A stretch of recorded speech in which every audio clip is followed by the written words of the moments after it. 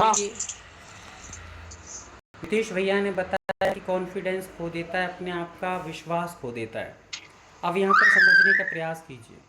सबसे मुख्य यदि कोई रीजन रहता तो ये रहता है कि हिरण अपना धैर्य खो देता है, अपने डर के कारण से भयभीत हो जाता है कि अब मैं बचने वाला नहीं हूँ, शेर मेरा शिकार कर लेगा। जबकि 40 किलोमीटर आगे चल रहा है, इतनी दूरी पर चल रहा है, फिर भी वो मुड़ मुड़ करके बार बार देखता है। और जब वो बार बार आदि देखता है तो अपनी कितने स्पीड को हैं? खो देता है। चलो किसको खो जैसे। देता है?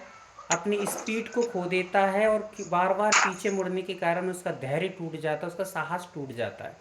और डर के कारण से वो व्यक्ति जितनी स्पीड से दौड़ना चाहिए, स्पीड अपने आप कम हो जाती है और शेर उसको शिकार कर लेता है। समझ में आपको आ रहा होगा।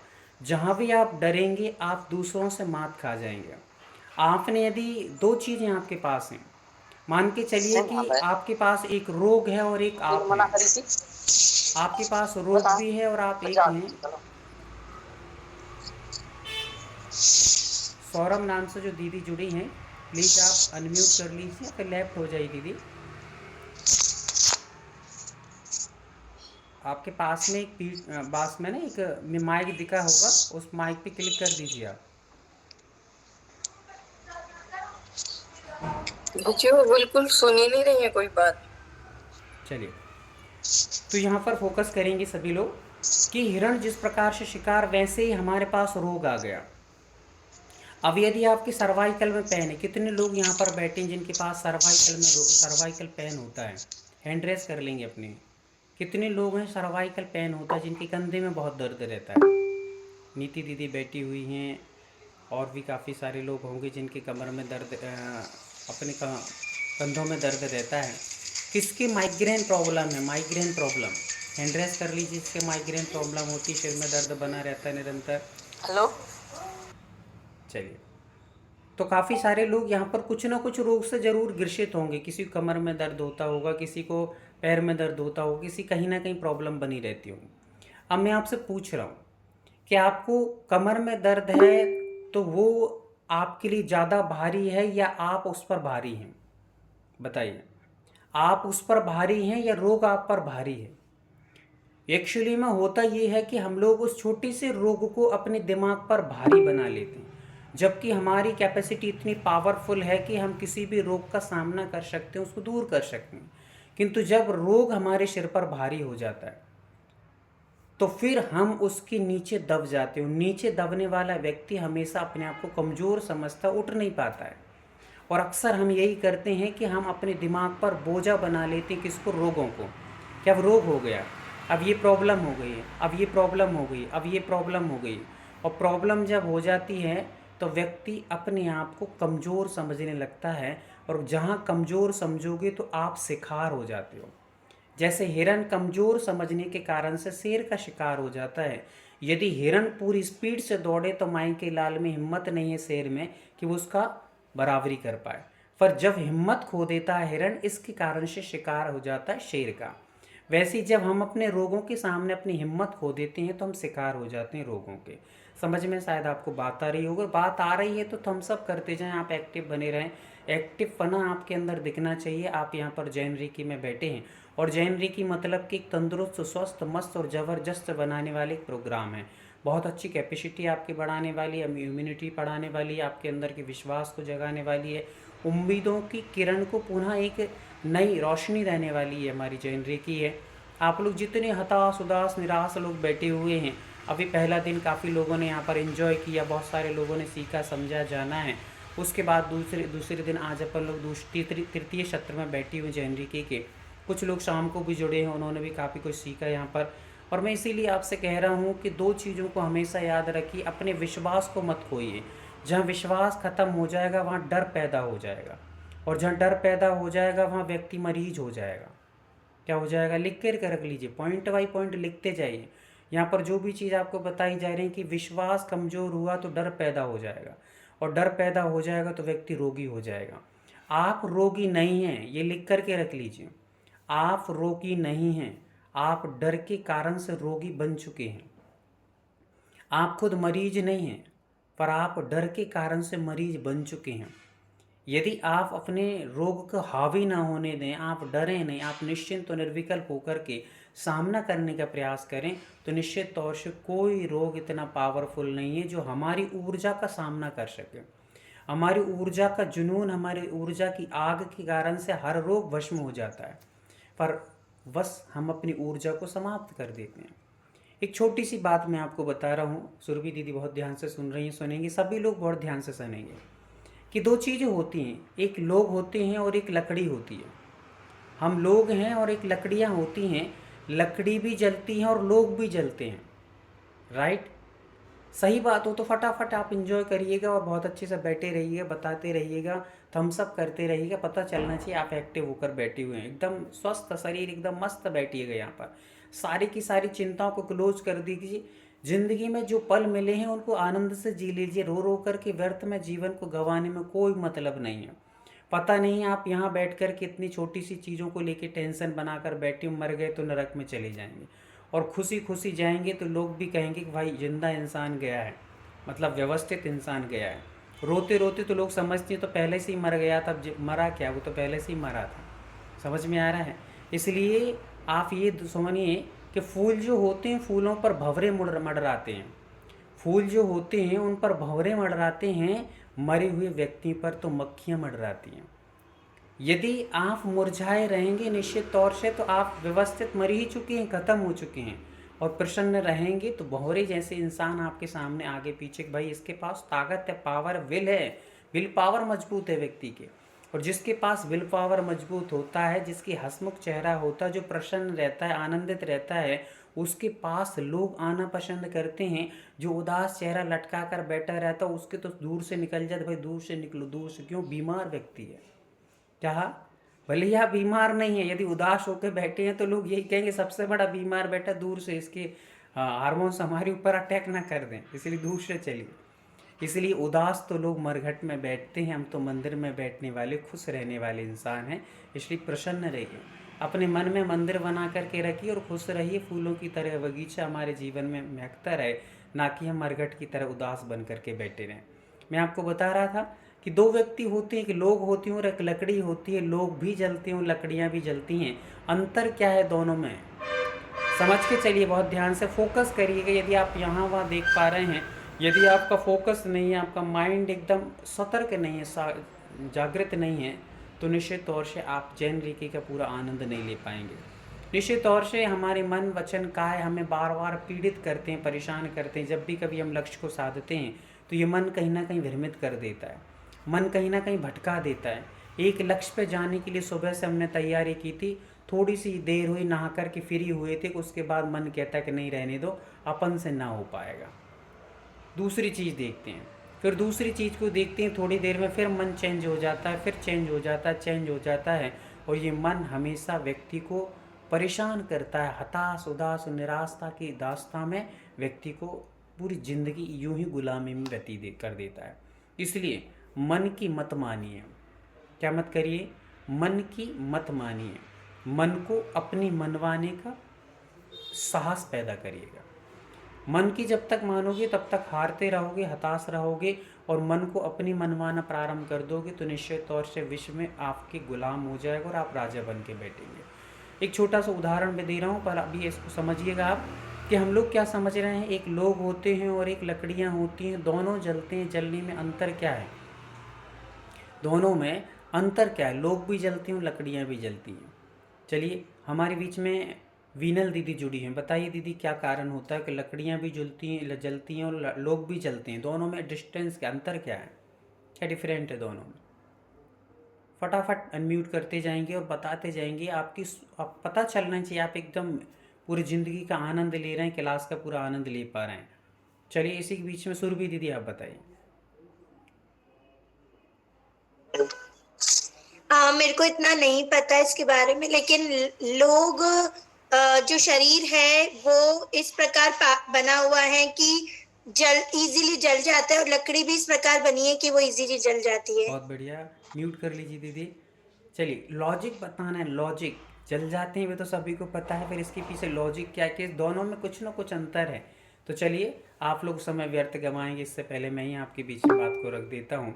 लोग भी जलते हैं और लकड़ियाँ भी जलती हैं। लोग और लकड़ी, लकड़ियाँ, समिता दीदी म्यूट करिएगा। लकड़ियाँ जो होती हैं, लकड़ियाँ दूसरों के लिए जलती हैं। समझिए बहुत ध्यान से, लकड़ियाँ दूसरों के लिए जलती हैं और लोग दूसरों से जलते हैं। समझ में आ गया अंतर क्या है? लकड़ियाँ दूसरों के लिए जलती हैं और लोग दूसरों से जलते हैं।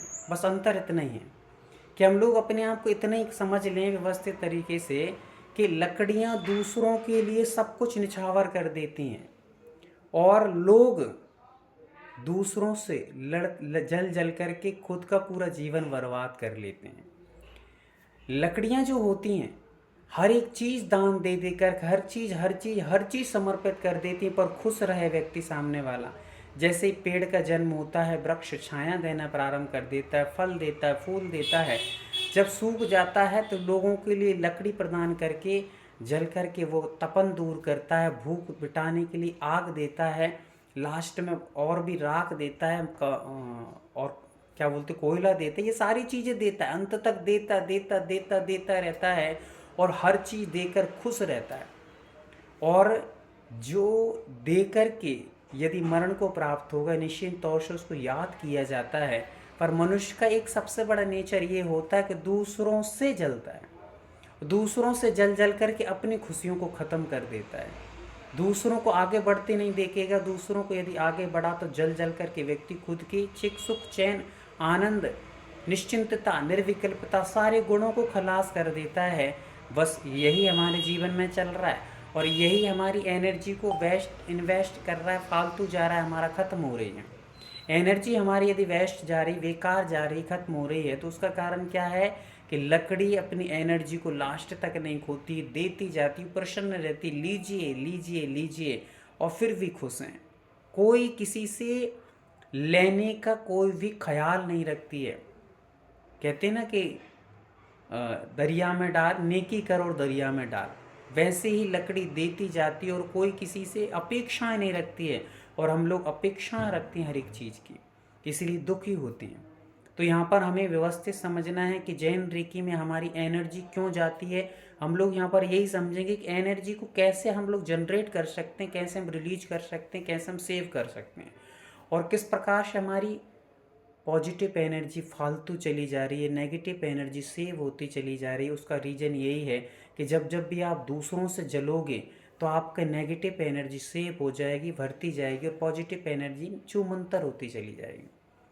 पॉजिटिव एनर्जी छूमंतर हो जाती है और नेगेटिव एनर्जी हमारे अंदर आ जाती है। कब? जब हम दूसरों से जलते हैं, जब हम दूसरों से ईर्ष्या बुराई करते हैं, जब हम निंदा बुराई की चुगली में पड़ जाते हैं और समय व्यतीत करते हैं, व्यर्थ करते हैं, तो उस समय नेगेटिव एनर्जी आपके अंदर आती है। और जब भी नेगेटिव एनर्जी आपके अंदर आएगी, आप कमज़ोर होते जाएंगे, कमज़ोर होते जाएंगे, कमज़ोर होते जाएंगे। जैन रीकी कहती है कि जो नेगेटिव एनर्जी से भरा है उस पर जादू टोना करना कोई बड़ा काम नहीं है। सहजता से व्यक्ति दूसरों के अंडर में आ जाता है। आप पर यदि कोई छोटा सा मंत्र भी फेंक दिया जाए तो आप बस में हो जाएंगे, आप गुलाम हो जाएंगे। क्यों? क्योंकि आपकी नेगेटिविटी अपने आप पर इतनी हावी थी और दूसरी नेगेटिविटी ने आपको अपने अंडर में कर लिया। यदि आप अपना ओरा पावरफुल बना करके रखेंगे, अपनी सकारात्मक ऊर्जा को बढ़ा करके रखेंगे, तो किसी भी व्यक्ति की इतनी हिम्मत नहीं है कि आपके ऊपर नज़र लग जाए। कई लोग कहते नज़र लग गई, नज़र लग गई। नज़र किसको लगती? जिसकी नेगेटिविटी ज़्यादा बढ़ी हुई है, जिसके अंदर नकारात्मकता ज़्यादा है, सकारात्मकता जिसकी ख़त्म हो चुकी है, उसको नज़र लग जाती है। बहुत सारे लोग यहाँ पर ऐसे बैठे होंगे जिनको थोड़े थोड़े में सर्दी आई, छींक आने लगी, खांसी चलने लगी, थोड़ा सा बलगम हो गया, कहीं गले में कोई दर्द हो गया, गर्मी आएंगी तो ऐसी ठंडी गर्मी लगने रही, बहुत गर्मी लग रही, बहुत गर्मी लग रही, बारिश हो गई तो बारिश में परेशान। छोटी छोटी चीज़ों का सामना नहीं कर पाते। इसका कारण क्या है? हमारा ओरा जो है, हमारा ओरा कमज़ोर है, हमारे अंदर की नेगेटिविटी बहुत पावरफुल हो चुकी है। नेगेटिव एनर्जी हमें निश्चित तौर से दुख जो आते हैं उनको उत्पन्न करने में एक सहयोगी बनती है। क्या बनती है? दुख उत्पन्न करने में सबसे बड़ा सहयोगी कौन है? हमारी नकारात्मकता। और दुख को दूर करने में हमारा सबसे बड़ा सहयोगी कोई है तो वो है हमारी सकारात्मकता। पॉजिटिव सोच। पॉजिटिव सोच जहाँ रहेगी, आपको गर्मी सर्दी ये सारी की सारी चीज़ें आप पर हावी नहीं हो सकती। हावी क्यों हो गई? आपने नकारात्मकता को अपने जीवन में उतार लिया है, तो वो नकारात्मकता आपके अंदर दुख लाने वाली चीज़ों को उत्पन्न करेगी, आपके अंदर पीड़ा उत्पन्न करने वाली चीज़ों को उत्पन्न करेगी और उनको संग्रहित करेगी, उनको एक्सेप्ट करेगी, उनके लिए सेव करती जाएगी और आप दुखी होते जाएंगे। और जब भी आप नेगेटिव एनर्जी को दूर करेंगे तो आप पाएंगे कि ना हमें सर्दी इतनी ज़्यादा लगती, ना हमें इतनी गर्मी लगती, ना हमें इतना कमर दर्द होता। पहले तो बहुत कमर दर्द होता था, जैसे हमारी नीति दीदी कल बोल रही थी कि पहले तो मैं कमर दर्द बहुत होता था, बैठ ही नहीं पाती थी, अब 1-1 2-2 घंटे आराम से बैठ पा रही हूँ। जबकि 5 और 6 दिन ही अभी उनको क्लास ज्वाइन करते हुए है, ज़्यादा दिन नहीं हुए हैं। ऐसे बहुत सारे लोग यहाँ पर जुड़े हुए हैं जो थोड़े से समय में ही बहुत कुछ अपने आप में नया कुछ परिवर्तन महसूस कर पा रहे हैं। तो इसीलिए हम लोगों को क्या करना है? नकारात्मकता को दूर करना है। हमें लकड़ी और लोगों के उदाहरण को याद रखना है। नीति दीदी, दोनों चीज़ों के उदाहरण को याद रखना है कि लकड़ी दूसरों के लिए जलती है, दूसरों की खुशियों के लिए निछावर हो जाती है, और लोग दूसरों से जलते हैं, दूसरों की खुशी देख करके खुद बर्बाद हो जाते हैं, खुद अपने आप को जल जल करके नष्ट कर लेते हैं, दुखी बने रहते हैं। और वो लकड़ी दूसरों के लिए जल करके खुश होती कि देखो मेरे माध्यम से ये प्रसन्न हुआ है, ये व्यक्ति कितना आनंदित हुआ है। सूर्य रोशनी बांट रहा है, खुद जलता है, दूसरों को रोशनी बांट देता है। चंद्रमा खुद आता है, रात भर बेचारा सोता नहीं और दूसरों को चांदनी बांट देता है। पानी, नदियाँ इतनी बहती बहती टकरा टकरा कर कितनी चट्टानों से जूझ कर के आगे आती हैं, दूसरों को प्यास के लिए पानी बांट देती हैं। बेचारे वृक्ष कितनी धूप में, वर्षांत में, ठंडी में खड़े रहते हैं, फिर भी मीठी मीठी फल बांट देते हैं, खुश रहते हैं। प्रकृति में सबसे ज़्यादा आनंद इन हरे भरे वृक्षों से लगती है। प्रकृति, जब भी कभी हम लोग वृक्षों के पास जाते हैं तो अपने आप में मन तरोताज़ा आनंदित हो जाता है। लोग कहते हैं कि जब भी कोई डिप्रेशन में हो, ज़्यादा टेंशन आपको हो रही हो, बहुत ज़्यादा विकल्प उत्पन्न हो रहे हैं, तो आप हरे भरे वृक्षों के बीच पहुंच जाइए, उद्यान में पहुंच जाइए, खिले हुए फूलों के बीच में पहुंच जाइए, फूलों के बगीचे में पहुंच जाइए, मन अपने आप खिल जाता है। क्यों खिलता है? उनको देखकर क्यों खिल रहा है? क्योंकि ये किसी से कुछ लेते नहीं हैं, हमेशा देना सीखे हैं, हमेशा खुश रहते, दूसरों को देकर के खुश रहते हैं। दूसरों की खुशी में खुद खुश रहना सीख जाओगे तो निश्चित तौर से पॉजिटिविटी कहीं दूर नहीं है, हमारे पास है। पर हमारी सबसे बड़ी दिक्कत क्या है? दूसरों को खुशी देख करके हम अपने आप में बहुत दुखी हो जाते हैं। ये हमारी सबसे बड़ी एक कमजोरी है, इसको सुधारने का हमें प्रयास करना है। ठीक है, तो आगे बढ़ते हैं अपन लोग जैन रीकी के सत्र में कि हम लोग ओरा कैसे बनाना चाहिए। बहुत पावरफुल पॉइंट आपका आज का चल रहा है। हम लोगों को सभी एकाग्रचित्त हो जाएं, पूरी की पूरी ईमानदारी के साथ में सीधे बैठ जाएं और अपने आप को इस बात पर फोकस कराएं कि हम लोग आज ऐसी चीज़ को सीख रहे हैं जो निश्चित तौर से हमारे 10 वर्ष, 25 वर्ष, 30 वर्ष, 40 वर्ष पुराने रोगों को दूर करेगा ही करेगा। ओनली 21 दिन, कितने दिन? 21 दिन का आपको ये कोर्स करना है। कोर्स में आपको बिल्कुल तरीके से आपको इतना रिलीफ, इतना रिलैक्स और अपने आप में आनंद, एंजॉयफुल आप जीवन को जिएंगे, अपने आप में बहुत नया महसूस कर पाएंगे और ये पूरी की पूरी रिफ्रेश आपकी गाड़ी हो जाएगी, नई तरोताज़ा गाड़ी हो जाएगी। तो आइए ओरा कैसे बनाते हैं, हम लोग 4-5 पॉइंटों पर आज चर्चा करेंगे। पहले ओरा कैसे बनाते हैं। पहला पॉइंट है कि ओरा किसे कहते हैं। लिख लीजिए पहला प्रश्न, ओरा किसे कहते हैं। चलिए, तो ओरा किसे कहते हैं। आपने कभी भी महापुरुषों की तस्वीरों को देखा होगा या महापुरुषों की फोटोओं को देखा है या मंदिरों में जाते होंगे, चाहे वो हमारे पंच परमेष्ठी हों या अदरवाइज रामचंद्र जी, हनुमान जी और भी कोई जो रहते हैं, उनकी पोज के पीछे से एक आपने देखा होगा, पीछे वाइट कलर का या कोई ना कोई कलर का एक बैकग्राउंड सा बना रहता है पीछे की ओर। वो पीछे की ओर जो बैकग्राउंड बना रहता है गोल राउंड में, वो आभा मंडल कहलाता है। उस आभा मंडल को इंग्लिश में ओरा कह दिया जाता है। और हर एक व्यक्ति का, हर एक वस्तु का, मैंने क्या कहा फिर से सुन लीजिए ध्यान से, हर एक व्यक्ति का और हर एक वस्तु का एक आभा मंडल होता है और वो आभा मंडल हमें प्रभावित करने वाला होता है, प्रभावित करने वाला होता है। जब भी कभी आप मान लीजिए सांप का नाम सुनेंगे तो आपका ओरा वीक हो जाता है। आप यदि फूलों का नाम सुनेंगे तो आपका ओरा जो रहता है वो खुल जाता है। आप जब भी डरेंगे तो आपका ओरा वीक होता है। आप जितना खुश होंगे उतना ज़्यादा ओरा और फैलता है, व्यवस्थित होता है, मजबूत होता है। आपकी पॉजिटिविटी से आपका ओरा फैलता है, बढ़ता है, पावरफुल होता है, और आपके डरने से, आपके विश्वास के खोने से, आपके कमज़ोर होने से, आपके भयभीत होने से आपका ओरा सिकुड़ जाता है। सूर्य के उदय होते ही कमल खिल जाते हैं। क्या हो जाते हैं अंशुल दीदी? सूर्य के उदित होते ही कमल खिल जाते हैं, सूर्य अस्त होते ही कमल मुरझा जाते हैं। वैसे ही चेहरे पे प्रसन्नता आती, रोम रोम खिल जाता है और हमारे अंदर का ओरा पावरफुल हो जाता है और खिलता है, मजबूत होता है। और जैसे ही हम उदास होते हैं हमारा चेहरा मुरझाता है, साथ साथ में हमारा ओरा भी सिकुड़ जाता है। समझ में आ गया? जिस प्रकार सूर्य के साथ कमल का एक रिलेशनशिप है, उसके साथ में एक संबंध है, वैसे ही खुशियों के साथ हमारा भी एक रिलेशन है, हमारा संबंध है। जैसे जैसे खुश जीवन में खुशियाँ इकट्ठे करते जाओगे, प्रसन्न होते जाओगे, व्यर्थ की छोटी छोटी चिंताओं को मत लीजिए आप। छोटी छोटी चिंताओं को लेकर के कचड़े में डालते जाइए, मुझे कुछ नहीं होता है। क्या कुछ थोड़ा सा ऐसा कह करके टाल दीजिए उस चीज़ को, मुझे कुछ नहीं होता है।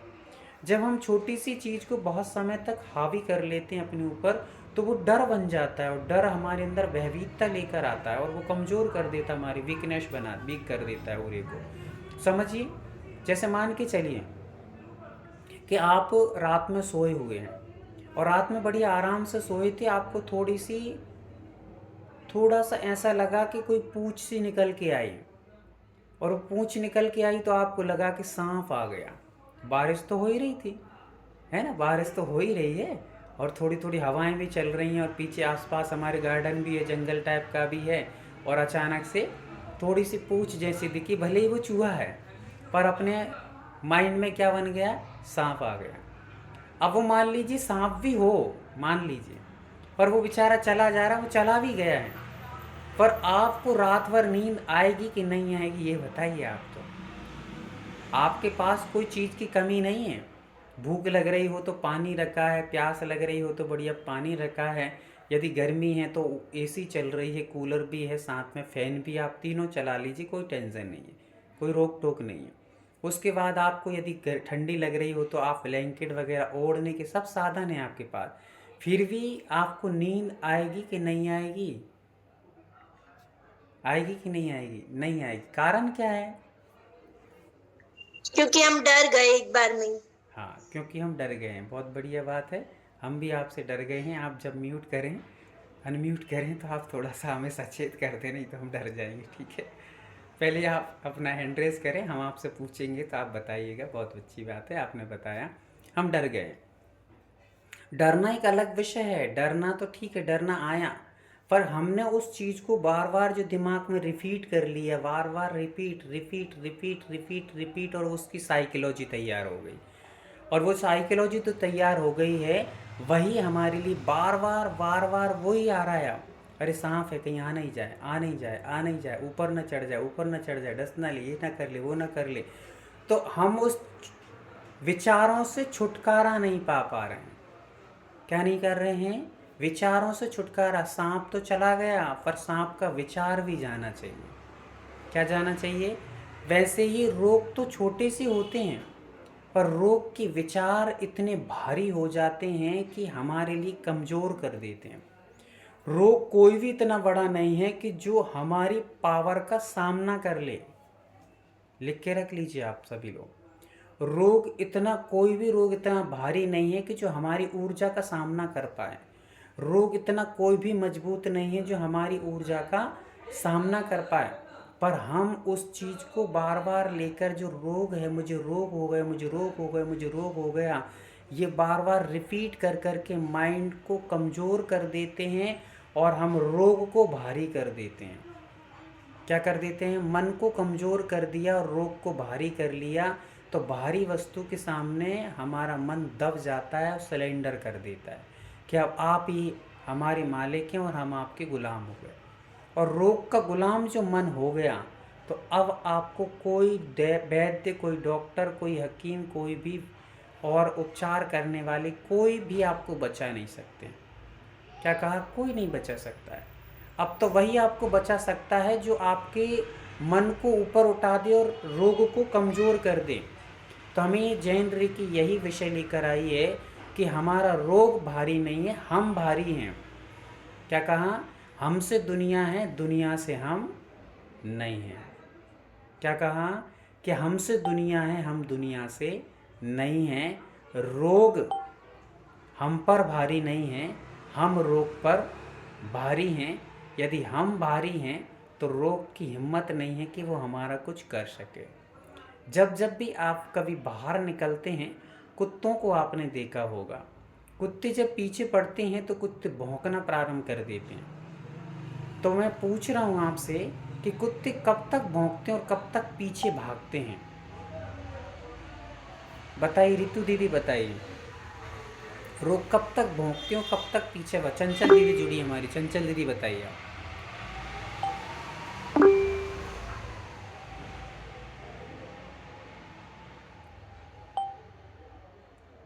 आवाज़ आ रही चंचल दीदी आपको? चलिए, शायद दीदी अनम्यूट नहीं कर पा रही, कोई बात नहीं, आगे बता दीजिएगा। रूपाली दीदी जुड़ी हमारे बीच में। रूपाली दीदी आप बताइए, पर थोड़ा सा पहले वीडियो ऑन कर लीजिएगा फिर बताइएगा। बताएंगे तो बहुत आनंद आएगा, एक दूसरे से हम मिल पाएंगे, हम लोग समझ पाएंगे एक दूसरे को और आगे बढ़ पाएंगे। अन्यथा तो संभव ना हो पाएगा। तो फिर फटाफट कर लीजिए म्यूट। डरेंगे तो आप शिकार हो जाएंगे। डरने के कारण से हिरण शेर का शिकार हो गया, वैसे ही आप रोगों के शिकार बने रहेंगे। इसलिए डरना नहीं, डर को छोड़ दीजिए, पहले निकाल के फिर मैं पावरफुल हूँ, मैं पावरफुल हूँ, मैं किसी से डरने वाला नहीं हूँ। जब आप इतनी सी वीडियो ऑन करने में डरेंगे तो आप अपने जीवन को ऑन कैसे कर पाएंगे बताइए। तो हिम्मत को बढ़ाइए और अपने साहस को आगे लेकर के आइए। चलिए, सोनाली दीदी बता रही है हमारी। देखिए, सोनाली दीदी काफ़ी समय से हमारे बीच में जुड़ी हैं और 3rd स्टेज 5-4 लेवल को प्राप्त कर लिया, उन्होंने एडवांस भी सीख लिया। और सोनाली दीदी बताइए। चलिए, टाइम नहीं लगाना है। मनीषा दीदी बेटी, मनीषा दीदी आप बताइए। वंदना भैया जी, बहुत जब सुंदर। तक हम पीछे मुड़कर देखते हैं तब तक कुत्ता भौंकता रहता है, और हम आगे चलते जाते हैं तो वो चुप बैठ जाता है। देखिए, बहुत सुंदर बात यहाँ पर मनीषा दीदी ने कही है कि कुत्ते जब पीछा करते हैं हमारे, भौंकते रहते हैं, कब तक? जब तक हम भाग रहे हैं। और हम भागना छोड़ दें और एक बार उनकी तरफ देख कर के खड़े हो जाएं तो कुत्ते अपने आप थम जाते हैं। भाई, इसको क्या हो गया? ये अब डरना छूट गया है, इसका डरना ख़त्म हो गया, अब तो अपन को पीछे, और आप उसके आगे आते जाइए। फिर देखिए, अपने आप कुत्ता सिलेंडर हो जाते हैं और कुछ देर भौंका भांकी करके और भाग जाते हैं। उनको पता चल गया है कि अब इन पर हम भारी नहीं हैं, अब ये हम पर भारी हो चुका है। यही यूनिवर्स का सिद्धांत है, यही कॉस्मिक एनर्जी का सिद्धांत है, यही जैन रेकी का सिद्धांत है कि जब तक आप डरते रहेंगे तब तक सामने वाला आप पर हावी रहेगा। और जिस दिन आप उसके सामने डट कर खड़े हो गए तो उसकी हिम्मत नहीं है कि वो आप पर कुछ कर पाए। ये सिद्धांतों को जीवन में अपना लीजिए। जैन रीकी की बहुत सारे सिद्धांतों को आगे चलकर हम लोग सीखेंगे और आपको बहुत पूरे जीवन में आनंद आने वाला, पूरा नया तरोताज़ी, पूरी की पूरी जितनी आपके ये जीवन चल रहा है, रोते धोते निकल रहा है। थोड़ी थोड़ी ठंडी लग गई तो ठंडी में ये नाक से बह रहा है, कहीं मुंह से टपक रहा है, कहीं यहाँ से गिर रहा है, कहीं वहाँ से गिर रहा है। थोड़ा सा रोग हो गया तो दिन भर डले हुए हैं, हम तो मर गए हैं, अब तो कुछ नहीं होगा, क्या नहीं होगा। ये सिद्धांत सब खत्म हो जाएंगे, आपका पूरा माइंड वॉश हो जाएगा और आपको पूरा का पूरा पावरफुल बनाया जाएगा। आप अपने जीवन में बस इतना रखिए कि अपनी उम्मीदों को व्यवस्थित जगा लीजिए और अपने स्लेट को क्लियर कीजिए। और क्लियर करने के लिए हम लोग आपके बीच में हैं। कैसे क्लियर करना, ये सारे विषय आपके बीच में रखा जा रहा है। और मुझे लग रहा है कि आपके अंदर कुछ न कुछ चेतना फिर से जागती हुई नज़र आएगी और आने लगी होगी। कुछ न कुछ आपको महसूस हो रहा होगा कि हाँ, कुछ हम जीवन में कर सकते हैं। कितने सारे लोग ऐसे बैठे हैं जिनको लग रहा है कि हाँ, हम कुछ कर सकते हैं, जीवन हमारा है, हम भी अपने आप को बहुत कुछ करा सकते हैं, कर सकते हैं और कर रहे हैं। तो ये उम्मीदों के साथ अपने थम्स अप करिएगा फटाफट। कितने लोग हैं कि जो अपने साहस को पुनः जिंदा कर पाएंगे? बहुत सुंदर, बहुत सुंदर। बहुत सारे लोग यहाँ पर ऐसे बैठे हैं जो जिंदा होने लगे। अब मैं आपको बता रहा हूँ, ध्यान से समझते जाइए पूरे विषयों को, कि हम लोग ये जो क्लास चल रही है जिंदा लोगों के लिए चल रही है। किन के लिए चल रही है? जिंदा लोगों के लिए। जिंदा लोग उन्हें कहते हैं जो एक्टिव बने रहते हैं। आप तो बताइए क्या काम है? गिलास भर पानी पीना है, हमें प्यास लगी, बहुत ध्यान से सुनिए सुरभि दीदी, एक गिलास भर पानी की प्यास हमें लगी है और हमने दूसरों से कहा भैया पानी ले आओ, भैया पानी ले आओ। एक गिलास पानी के लिए दूसरों का चेहरा देखना पड़ रहा है, दूसरों से 10 बार कहना पड़ रहा है, ये आप कमज़ोर हैं, ये आप सेल्फ डिपेंड नहीं है। सबसे ज़्यादा अपाहिज व्यक्ति वो होता है जो दूसरों के ऊपर चेहरा देखता रहता है कि हमें कोई कर दे, हमें कोई कर दे। व्यक्ति जो सेल्फ डिपेंड होता है, मुझे किसी की आवश्यकता नहीं, मैं खुद गिलास लेकर के पानी पी सकता हूँ, मैं अपना भोजन खुद बना करके कर सकता हूँ, मैं अपने कमरे के झाड़ू खुद लगाऊंगा, मुझे किसी की ज़रूरत नहीं है।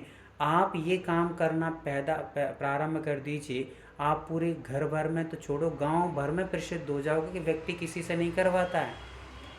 आज भी कई ऐसी दादियों को हमने देखा है, बूढ़ी बूढ़ी हो गई हैं, 80 साल, 90 साल, 75 साल, 85 साल की हो गई हैं, पर वे खुद अपना काम करती नहीं। पानी हम भर के ले आएंगे, वृत्ति हो गई हैं, 2-2 प्रतिमा, 3-3 प्रतिमा ले ली हैं, खुद कुएं से पानी खींच करके अपने सिर पे रख करके लाएंगे, अपने कंधों पे लेके आएंगी। खुद पूरे घर में सब रोटियां बनती पर वो कहती नहीं मैं बना लूँगी। खुद अपनी रोटी बनाएंगी, खुद अपना भोजन बनाएंगी, खुद अपने कमरे की झाड़ू लगाएंगी, खुद अपना बिस्तर सब कुछ अपना काम करेंगी, दूसरों पर कोई निर्भर नहीं। इसीलिए चेहरे की चमक कहती उनकी कि ये जिंदा इंसान है। मरा और कमज़ोर व्यक्ति हमेशा हमेशा के लिए उदास बना रहता है, हमेशा उसके जीवन में मात्र अपमान और अफसाद ही पैदा होते हैं। इसलिए आप इस चीज़ को याद रखिए, खुद काम करना चालू कर दोगे अपना, तो आपका इंजॉयफुल जीवन अलग ही होगा। किसी पे डिपेंड नहीं रहना, हर काम हम कर सकते हैं। हम अपने गिलास खुद उठाएंगे, कोई उठा भी रहा है नहीं भाई साहब, हम उठा सकते हैं। जब तक हिम्मत है तब तक हम करेंगे, दूसरों का आधार लेने की ज़रूरत नहीं है। बहुत सारे लोग ऐसे जुड़े होंगे यहाँ पर जिनके घर में नौकरानियाँ आती होंगी, पानी कपड़े धुलने के लिए आती होंगी, बर्तन मांजने के लिए आती होंगी, कोई भोजन बनाने के लिए आती होंगी, इत्यादि काम के लिए आती होंगी। बहुत सारे लोग घर में ऐसे लोग होंगे। आप मुझे बताइए, जो बाई आपके घर में काम करने आती है, वो दिन में 10 घर में जाती है, 10-15 घरों को डेली कवर करती है और अपने घर को भी संभालती है। उसके भी 2 बच्चे होंगे, उसके भी पति होगा, घर में और भी माँ पिता भाई बहन होंगे, उनको भी संभालती, उनको भी करके आती है। फिर 10 परिवारों को फटाफट फटाफट सबके घर में जाती है। आप मुझे बताइए, साल भर में कितने दिन बीमार रहती है वो? कितने दिन बीमार रहती है? नहीं रहती है। और हम लोग एक घर को, एक परिवार को, एक पति को, एक बच्चों को, एक बच्ची के नहीं संभाल पा रहे हैं, और हम फिर भी अच्छे खासे खाते पीते रहते हैं, कुर्सी पे बैठे रहते हैं, और फिर वे कहते हैं भैया कमर में बहुत दर्द है, एसिडिटी बन रही है, एसिडिटी बहुत हो गई है, कोलेस्ट्रॉल बढ़ रहा है, बीपी हाई हो गया, लो हो गया है। कभी बाई ने कहा कि मेरी बीपी बढ़ रही है, कभी बाई ने कहा कि कमर में बहुत दर्द है। उसकी चेहरे की चमक और आपके चेहरे की चमक मिला लीजिए, थोड़ा सा किसकी ज़्यादा है। आप तो पोत पात के बैठी रहती हो तो भी इतनी नहीं चमकती हो, वो बिना पोते भी चमकती रहती है। राइट, सही है ना? तो बताइए मुझे कि माल काम करने वाली बाई और आप कौन हैं? आप काम करने वाली नहीं, तो मतलब बिना काम की बाई। कौन सी बाई? जो काम नहीं कर रही, वो बिना काम की बाई, और एक काम करने वाली बाई। दोनों में श्रेष्ठ कौन है? परेशान कौन है और बीमार कौन है, और कौन अपने जीवन को आनंद से जीता है? सोचो आप, एक काम करने वाली है और एक बिना काम करने वाली है। जो बिना काम की होती है वो बिना काम करने वाली, और जो काम की वो काम करने वाली। आप अपना काम खुद करेंगे तो काम की कहलाओगे, और नहीं करोगे तो बिना काम के हो जाओगे। और बिना काम की गाड़ी मात्र धक्का पलेट हो जाती है। आपने कभी गाड़ियों को देखा होगा जो बिना काम की हो जाती है, उनको धक्का दे दे के चलाया जाता, भाई बिना काम की हो गई, फेंक दो अब गटर में, इसको कचड़े में फेंको। वैसे ही अपना जीवन कैसा हो गया? कचड़ा जैसा हो गया। खाते पीते खूब है, कम करते कुछ नहीं है, और वो सुबह बेचारी 2 रोटी ठोकेगी, चटनी से खाएगी, नमक मिला के आएगी, और उन्हें कट कट कट कट किए और 10 घर के काम किए, खुद प्रसन्न है, खुद आनंदित है, और रात में जाकर खूब खर्राटे के साथ नींद लेती है। यहाँ पर मैडम जी को नींद नहीं आ रही, गोली की दवाइयाँ खा रही, नींद की दवाइयाँ खाती हैं, हाथ पैर के दर्द की दवाइयाँ खाती हैं, कोलेस्ट्रॉल की दवाइयाँ खाती, बीपी की दवाइयाँ खाती, कमर की दवाइयाँ खाती हैं, और ना जाने जितनी रोटी नहीं खाती उतने से ज़्यादा दवाइयाँ खाती हैं। अब बताइए परेशान कौन है? इसलिए जैन री की ये कहती कि सेल्फ डिपेंड बनना, अपाहिज मत बनो। क्या मत बनो, अपाहिज मत करो, खुद हम अपना काम करेंगे तो काम के रहेंगे, पूरा शरीर स्ट्रांग रहेगा। चलिए, यहाँ पर हमारे बीच में हमारी सपना दीदी जुड़ी हुई हैं। सपना दीदी बताइए कि हमारे दोनों हाथों में से सबसे ज़्यादा मजबूत कौन सा हाथ रहता है? कौन सा हाथ ये मजबूत है? सीधा हाथ। सीधा हाथ। बहुत सुंदर, आपने बहुत एकदम सही उत्तर दिया है कि सीधा हाथ हमारा हमेशा मजबूत रहता है। चलिए, इसका रीज़न बताने के लिए हमारे बीच में सन्मति नाम से एक भैया जुड़े हुए हैं। भैया बताइए कि इसका रीज़न क्या है कि सीधा हाथ मजबूत रहता है? क्योंकि इससे काम करते हैं हम साथ। निरंतरता उसमें वर्क होता रहता है उस हाथ से। बहुत सुंदर, बहुत बढ़िया। तो इन दोनों महापुरुषों के लिए ताली बजाइए आज, जिन्होंने तुरंत अनम्यूट करके अपना जवाब दिया है कि बहादुर पुरुष हैं और निश्चित तौर पे भैया आप म्यूट हो। हाँ, इन दोनों दोनों ने उत्तर दिया है, उनके लिए जोरदार एक बार क्लिपिंग कर दीजिए, ताली बजाइए। कारण उसका ये है कि ये बहादुर पुरुष हैं, इनके अंदर ऊर्जा है और ऊर्जावान है। ऊर्जा के साथ ही अपने जीवन को एक नई दिशा दे सकते हैं। जो म्यूट करने, अनम्यूट करने, बोलने में, बताने में ही शर्माते हैं, वे आगे कैसे आ पाएंगे? तो इसलिए आप सभी डोंट वेरी, बिल्कुल आप निश्चिंत रहिए। आप यहाँ पर एकदम परिवार के साथ, परिवार के जैसे जुड़ कर के लीजिए आनंद। जैसे आप अपने ससुराल में, मायके में कभी इधर कभी उधर वीडियो कॉल करके अपने मित्रों से बात करते, बस यही समझिए हम लोग सब एक दूसरे से, परिवार से जुड़े हैं और एक दूसरे से बात कर रहे हैं। ऐसे जुड़ेंगे तो आप पूरा आनंद इसके जीवन का लेंगे, रेकी को व्यवस्थित समझ पाएंगे। और आप छुप छुप करके यदि इस प्रकार से करेंगे तो शायद हो सकता है कि पानी पीती पीती नींद लग जाए और यहाँ पर आप जुड़े ही रह जाएं, और कुछ भी हो सकता है। तो इसलिए हो सकता है कि आपके जीवन में एक नई दिशा, नई दशा मिलने के लिए यह आपको एक नया माध्यम मिला है। तो हमने समझा कि ओरा किसे कहते हैं? आभा मंडल होता है जो सबके पास होता है। किसी के पास नेगेटिव होता है, किसी के पास पॉजिटिव होता है। ठीक है, तो किसी के पास नेगेटिव होता है, किसी के पास पॉजिटिव होता है। सांप के पास नेगेटिव एनर्जी होती है, इसलिए उसका नाम सुनकर ही लोग डर जाते हैं। शेर के पास नेगेटिव एनर्जी होती है, इसलिए उसके नाम से ही लोग कांप जाते हैं। भगवान के पास, भगवान की जैसे महापुरुषों के पास पॉजिटिव एनर्जी होती है, लोग सुन के ही अपने आप को प्रसन्न समझ लेते हैं। कितना भी बच्चा टैलेंटेड क्यों ना हो, बच्चा कितना भी टैलेंटेड क्यों, कितना भी अच्छा इंटेलिजेंट क्यों ना हो, फिर भी जब एग्ज़ाम होता है तो हम कहते हैं बेटा महाराज जी से आशीर्वाद ले आओ। कहते कि नहीं कहते हैं? महाराज जी के पास जाओ, आशीर्वाद लेके आओ। अपने नगर में भगवान जी के जो भगवान हैं उनके पास जाओ, दर्शन करके आओ। क्यों कहते हैं? बच्चा तो पहले से ही टैलेंटेड, इंटेलिजेंट है, फिर क्या ज़रूरत है उसको? नहीं, उनके पास जो पॉजिटिव एनर्जी है उससे आपके ज्ञान में कई गुना वृद्धि हो जाएगी। आपको जो याद नहीं रहेगा वो याद होता चला जाएगा, जो विघ्न आने वाले होंगे वो विघ्न टल जाएंगे। ये एनर्जी जब हमें टच कर लेती है, एनर्जी जब हमारे ऊपर आ जाती है, आशीर्वाद के रूप में बरस जाती है, तो हमारे आने वाले सारे विघ्न टल जाते हैं और हमें जो नेगेटिव एनर्जी हावी होने वाली थी वो अपने आप क्लोज हो जाती है, दूर हो जाती है। तो ये एक माध्यम बनते हैं। वैसे ही हम लोग एक दूसरे से जुड़ करके एक दूसरे की नेगेटिविटी और पॉजिटिविटी का कारण बन सकते हैं, नेगेटिविटी दूर कर सकते हैं। तो आइएगा, ओरा कैसे हमने समझ लिया। ओरा एक पीछे का जो बैकग्राउंड होता है, एक आभा मंडल होता है। हर एक व्यक्ति की ऊर्जा का नाम ही एक ऊर्जा का नाम एक क्या है? ओरा है। ओरा कैसे बनाते हैं? सबसे पहले नियम हमें ये समझना चाहिए कि ओरा क्लीन कैसे करते हैं। पहला नियम क्या है? ओरा क्लीन कैसे करते हैं। ओरा बनाना हम सीखेंगे अभी आपके पास जैसे मान के चलिए कि नेगेटिव एनर्जी भरी पड़ी है, नेगेटिव ओरा आपके पास है। नेगेटिव ओरा होने के कारण से आप लोग हर चीज़ को लेकर के बहुत ज़्यादा हार्डली ले लेते हो, बहुत ज़्यादा आप लोग उसमें डूब जाते हो। जैसे मान लीजिए कि आपको कहीं सम्मान नहीं मिला तो आप रात भर उसी को लेके घुटते रहोगे। तो ये क्या है? नेगेटिव एनर्जी है। आपके बच्चे आपकी बात नहीं मान रहे हैं, उसका कारण क्या है? नेगेटिव एनर्जी आपके पास में है।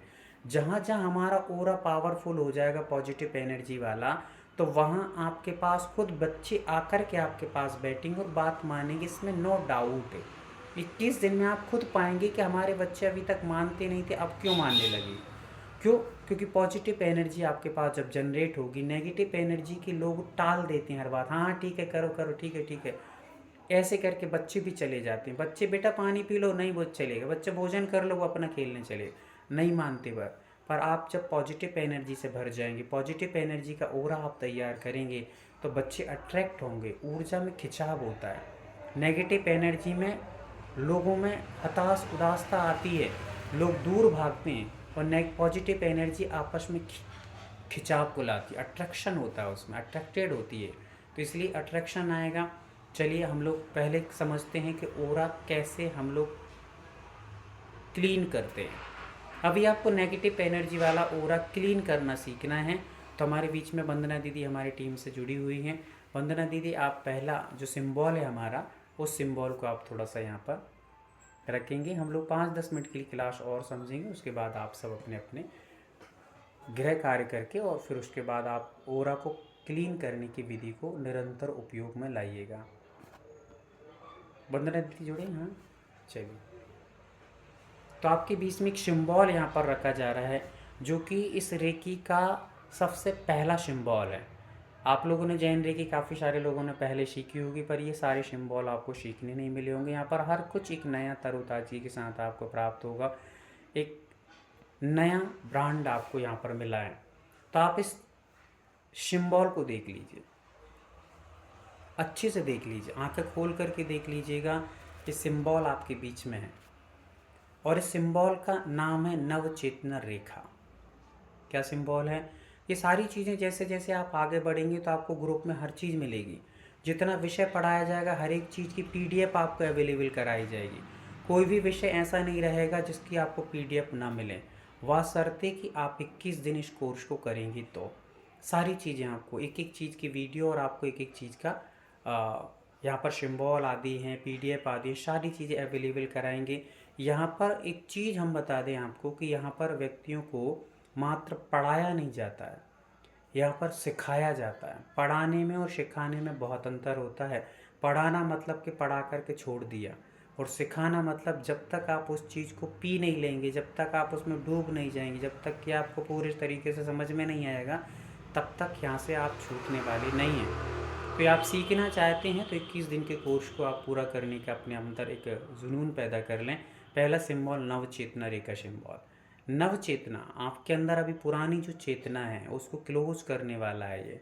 तो इसकी नवचेतना सिंबल इसका नाम है, और इसका काम क्या है तो इसको कहते हैं पावर सिंबल। जब हम लोग आगे समझेंगे तो इसको नाम क्या लिया जाएगा, पावर सिंबल के नाम से हम इसको जानेंगे। पावर मतलब ये 2 काम करता है। बहुत एक्टिव हो जाइए, जितने भी न्यू लोग जुड़े हुए हैं बहुत अच्छे तरीके से। ये हमारी जैन रेकी का अब प्रारंभ हो चुका है, उद्गम हो चुका है, उद्घोष हो चुका है। पहला सिंबल हमारा नवचेतना रेखा सिंबल, जो पावर सिंबल के नाम से जाना जाता है। ये 2 काम करता है। पहला काम करता है, सभी लोग ध्यान से सुनेंगे, पहला काम करता है हमारी नेगेटिव एनर्जी को दूर करता है, नेगेटिव एनर्जी को क्लीन करता है, साफ करता है। नेगेटिव मतलब नकारात्मक ऊर्जा को क्लोज करता है, क्लीन करता है, साफ कर देता है, पहला काम है। दूसरा काम है पॉजिटिव एनर्जी को इन करता है, मतलब प्रवेश कराता है। समझ में आ गया? कितने लोगों को समझ में आ गया? एक बार थम्स अप कर देंगे, फटाफट कर देंगे। 2 काम करता है, एक सफाई करता है और नई चीज़, नई ऊर्जा को लेके आता है। पुरानी ऊर्जा को साफ करता है, नई ऊर्जा को लेकर के आता है। ये 2 कार्य यहाँ पर होते हैं इसके माध्यम से। तो जब जब भी हम अपने ओरा क्लीन करेंगे या किसी और का ओरा क्लीन करेंगे, या हम जब वाटर हीलिंग सीखेंगे, ईट हीलिंग सीखेंगे, रूम हीलिंग सीखेंगे, बेडरूम हीलिंग सीखेंगे, बहुत सारी चीज़ें आगे आगे आने वाली, बहुत सारी चीज़ें आने वाली, नई हर चीज़ में आप परफेक्ट यहाँ पर होने वाले हैं। तो अभी फ़िलहाल में क्या बताया जा रहा है कि हम क्लीन जब भी करेंगे, साफ़ करेंगे किसी भी चीज़ को, चाहे अपना ओरा हो या किसी और का ओरा हो, चाहे जल का सफाई करना हो, घर की सफाई करना हो, तो इस सिंबल से करेंगे जिसका नाम है नवचेतना रेखा सिंबल। राइट? समझ में आ गया? तो एक बार हम सब फिर कर लेंगे। बहुत अच्छा। तो 2 काम हम यहाँ पर करेंगे। अब फटाफट लिख करके भेज दीजिए। जितने लोग यहाँ पर एक्टिव और बैठे हुए हैं, जिनको टाइपिंग करना आता है, वो चैट बॉक्स में जाएंगे और लिख करके भेजेंगे कि कौन से 2 काम करता है ये ओरा नवचेतना रेखा सिंबल, क्या 2 काम करता है, जब लिखिएगा फटाफट।